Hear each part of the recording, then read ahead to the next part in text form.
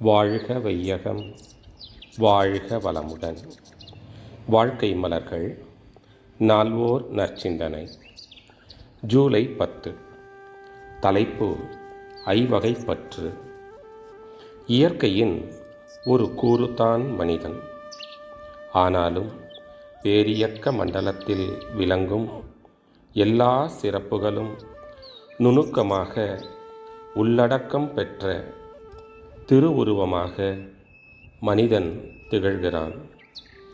இயற்கையின் ஆதிநிலையாகிய மெய்ப்பொருள் மனிதனிடத்தில்தான் தன் பெருமதிப்பை உணர்ந்து நிறைவு கொள்ளும் அறிவாற்றலாக அமைந்திருக்கிறது.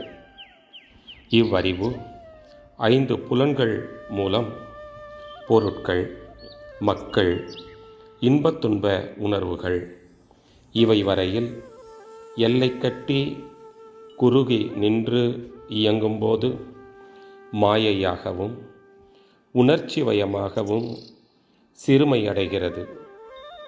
அவ்வறிவு தனது இயக்கத்திற்கு உலக மக்கள் சமுதாயத்தின் எண்ண அலைகளும் பேரியக்க மண்டலத்தில் இயங்கும் எல்லா தோற்றங்களின் ஆற்றலும் அடிப்படையாக அமைந்துதான் அறிவின் முழுமை பெற்று உய்ய உதவியாக உள்ளன என்ற விளக்கத்தில் மெய்ஞானமாகி விரிவும் விழிப்பும் பெற்று நிறைவு பெறுகிறது.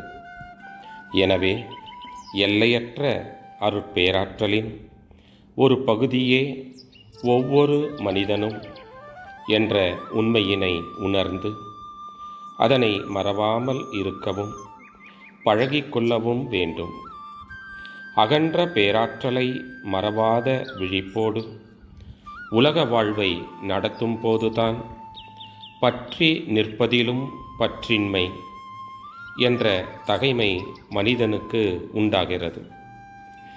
உலக வாழ்வில் பொருள், மக்கள், பாலுறவு, புகழ், செல்வாக்கு என்ற ஐவகை பற்று ஏற்படுவது இயல்பே. கடமை உணர்வோடும் அளவு முறை அறிந்தும் விழிப்போடு இப்பற்றுக்களை வளர்த்தும் காத்தும் கொள்ள வேண்டியது பிறவி பயனை எய்த அவசியமானவை. நீரில் குளிப்பது தேவைதான். ஆனால் நீரில் முழுகிவிடாமலும் காத்து கொள்ள வேண்டும். நெருப்பு வாழ்க்கைக்கு பல வகையிலும் தேவைதான். ஆனால் நெருப்பு எரித்து விடாமலும் காத்து கொள்ள வேண்டும். அருட்தந்தை. தொடரும். வாழ்க வளமுடன்.